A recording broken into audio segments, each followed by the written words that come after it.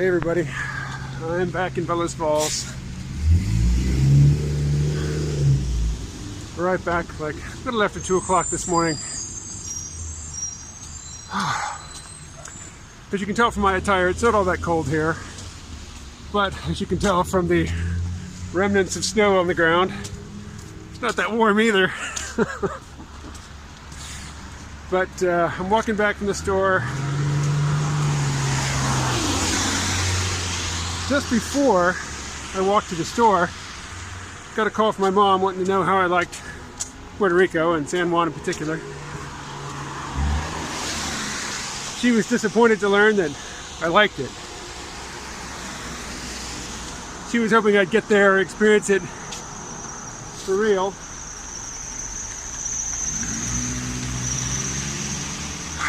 And decide I didn't want to move there. No such luck. But a few observations about my time there. Puerto Rico is a country with a much lower median income than the mainland United States. So Puerto Rico is a territory of the United States, yes I know. Forgive the occasional slip. One thing I noticed was that Puerto Ricans must be spending, on average, a much higher percentage of their income on cars. There were a lot of very new, pristine looking cars on the roads. Now, I'd say more so than here, but here in Bellows Falls or anywhere in New England this time of year, the streets are covered with salt and gunk, and the cars are covered with it too, and everything just looks drab and shabby. But I see a lot more junkers on the road here than I did. I did there.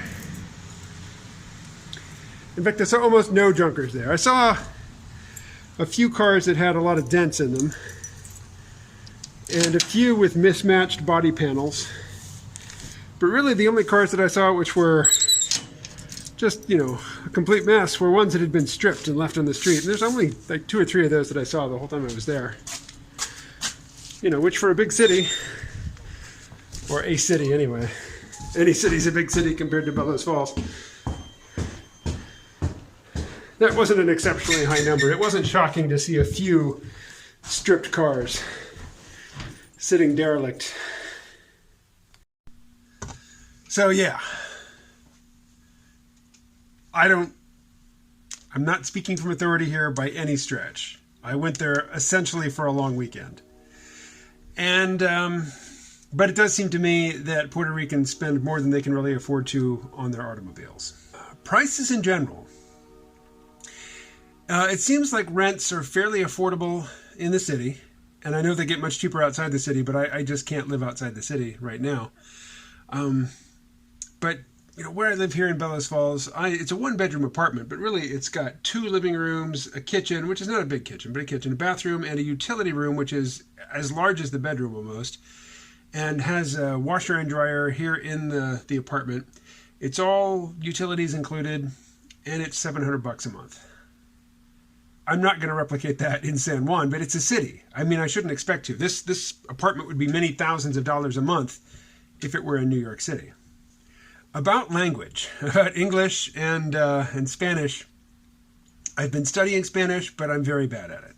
I don't have much at all, and I find it very difficult to understand whole sentences, you know, when spoken by Puerto Ricans. Even when I know all the words in the sentence, it just flies by so fast. I'm just not following it in real time. My friend Rob, who had lived in Nicaragua and he owned a business there for several years, and he speaks fluent Spanish among many other languages. He's just, you know, he's good with languages. And he's, you know, made a dedicated effort to acquire them. We had interesting experiences with Spanish in San Juan. I would walk into like a bank or a store or whatever and just speak English. And if I didn't open my mouth first, then the Puerto Rican person on the other side of the counter would speak to me in Spanish first. And I would just answer in English, and then they would switch to generally perfect English. Or, you know, pretty darn close. Pretty good English. In some cases, particularly with a couple of Uber drivers, Their English wasn't very good, but what little English they had, they went for it. They made the most of it. And they were really, if not necessarily articulate, really engaging and friendly and easy to talk to. But Rob would walk into the same situation. They would greet him in Spanish. He would answer in Spanish, and then they would switch to the perfect English, which is a little humiliating, to offer up your best Spanish and for them just to decide in an instant, no, we got to do this in English. I'm told that outside of San Juan, most people don't speak enough English, for you to not know some Spanish.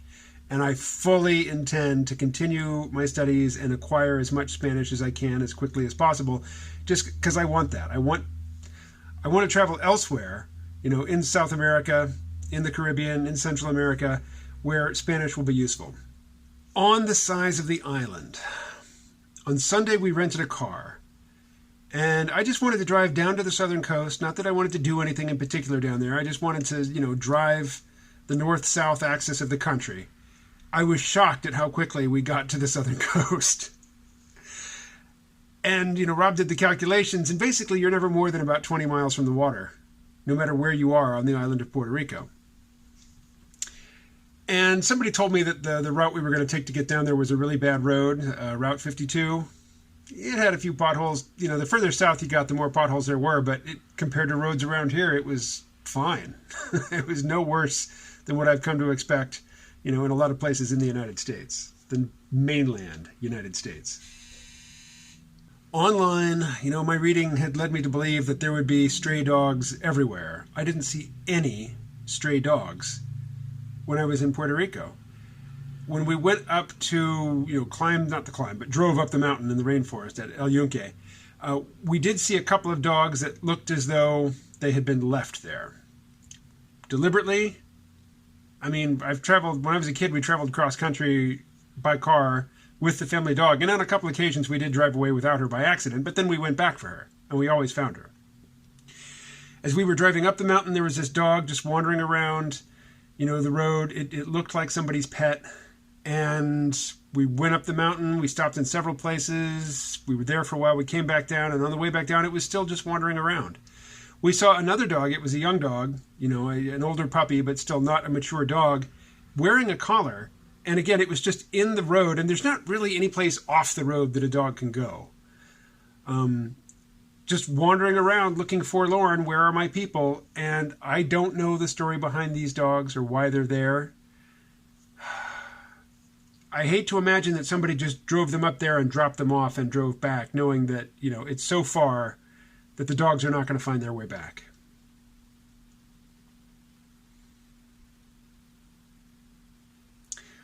We also passed by some cockfighting organizations, and, I eat meat. I'm not a vegan, I'm not a vegetarian, and I know people, with those convictions will look at me and think that I'm a monster. So I'm doing my best not to, play that role of being super hyper judgmental and moralistic. But I love dogs, and it does break my heart to see dogs mistreated. I just don't like that. That said, didn't see any street dogs in San Juan. Saw lots of street cats. But I also saw, right across the street from where we were staying, there was this guy, there's a vacant lot, and there was this guy who fed all the cats in the neighborhood there every day. So we walked by when he was feeding the cats. There's 10 cats there in the lot with him and a rooster. And he's just feeding them. And then as I was walking around, I saw another house where, there was some styrofoam takeout containers placed out front with cat food in them, outside the gate of somebody's home. And lots of cats gathered around eating from those containers. So people are feeding the cats. Now, if you feed the street cats and you don't get them spayed or neutered, then you get a lot of street cats. And some of them were injured and untreated. And it was heartbreaking, but, cats, I think, psychologically and physically are better adapted to living around humans without necessarily being in the care of a particular human than dogs are. Which is not to say that I think it's cool that there's street cats all over the place, but, at least they were being their needs were being tended to. Some of their needs. Not their veterinary needs, but their food needs and their water needs. So we could not afford to eat in a restaurant for every meal there. So what we did is we ate in restaurants once a day, and then for the rest of our meals, we just walked to the local supermarket and bought food there. And we had a little kitchenette in our Airbnb, so it was all good. The food is basically the exact same price as it would be here.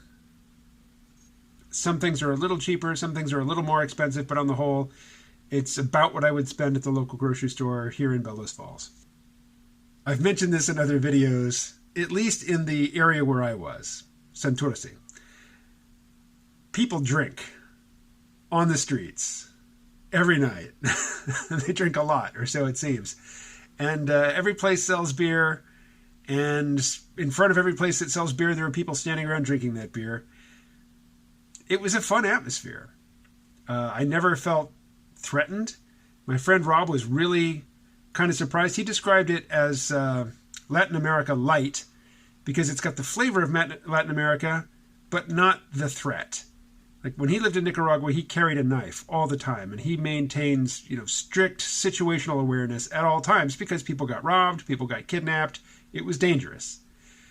I was shocked in San Juan how courteous drivers were to pedestrians. People were always stopping for us so we could cross the street. I mean, if we're just walking down the sidewalk and we paused and we're looking for, an opportunity to cross the street, people coming from both directions would pause and let us cross. That doesn't happen here. That does not happen here in Bellows Falls. So, that wasn't just in the touristy neighborhoods. Everywhere we went, it seemed like drivers were alert to the potential of, hitting pedestrians, and they took steps to make sure it didn't happen. And it's not the case here. I didn't see anybody texting and driving in San Juan. Now, I'm not saying it doesn't happen. I'm just saying in the short time that I was there and looking around for it, I didn't see it. The bad things. The infrastructure is not up to par. There were lots of places where I could just reach up and grab some power lines if I wanted to. They were just hanging so low. When it rained hard, the streets filled up with water very quickly, and they drained very slowly. So the built environment it's rough, to say that. Internet speeds. At the Airbnb, I could watch, Rob and I could each be streaming something, full motion video, and with no lag, no hesitation, no buffering, it was fine. The download was just fine. Absolutely serviceable. The upload sucked. Absolutely sucked. Took me 10 hours or more to upload videos of, a few minutes in length.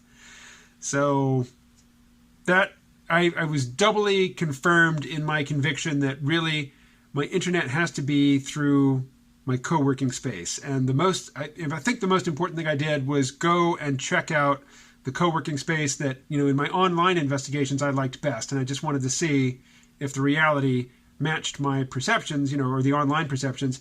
And it was better. It was better in person than it was online. When I went, online, I looked at it, and everybody in the pictures is wearing, business clothing. And I don't want that environment. I don't want to work in an environment like that. I went to the actual place. I talked to the owner and the manager of it. He's got tattoo sleeves up both arms. Nobody there was wearing a tie. Nobody there was wearing a long sleeve white button-up shirt. Everybody was dressed casually. Everybody's clean. Nobody looks like riffraff, but it was definitely my level of casual. So I was encouraged by that, and I was encouraged by, what he told me about their internet. The bathroom of the Airbnb had a battery-powered lantern sitting on the back of the toilet, which tells you something. At the co-working space, the manager told me that they have generators so that when the power goes out, computers will still work, the internet will still work, but the air conditioner doesn't work. Because the air conditioner is tied into the building HVAC. It's a big office building. It's tied into the HVAC. So when the power goes out, it does get stuffy. They turn on fans and people keep working. So that's encouraging. Because it doesn't really matter where I live in the world. To get the money to pay the rent, I have to spend a lot of my time sitting and staring at a computer screen, editing audio, editing video, or staring at that pen display interface and drawing, coloring, inking, I'm going to be in front of a computer most days for many hours every day. That requires electricity. It also requires good internet, both down and up. So that's essential. Our drive to the southern coast, as I say, it was shockingly short. We got there in a very short period of time. It made me realize how small the island is. The island has like 4 times as many people on it as the state of Vermont does. But when I hit the edge of the island, it's ocean. My journey stops there. When I hit the border of Vermont, there's a state on 3 sides and a different country to the north. I can just keep driving. So while San Juan in particular and Puerto Rico in general offers me more potential social, business, creative, collaborative contacts, geographically it is very limiting. That is, if I want to get off the island, I got to get on a plane, which is expensive. So that's probably the one thing that gave me pause. The one reservation that I didn't have when I went down there to visit, and I do have coming back, is just, it is a small world. It's a bit of a fishbowl. That said, they are losing people, and basically it seems like an opportunity custom made for my situation, and I really I want something different. I don't want to say I'm stifled here, because there is no outside party stifling me. It's just I feel stifled here. And it seems that the island, and particularly the city, are replete with possibilities. And quote whatever ancient wisdom you want to about how if I can't find it within myself, where do I expect to wander in search of it? Yeah. I'm a wandering, itchy foot gypsy, and I always have been, and I always will be. I don't imagine for 1 second that this will be the final move I make in my life. But it is time for a change. All right. I will talk to you again later. Keep hitting me up with questions, and stay well.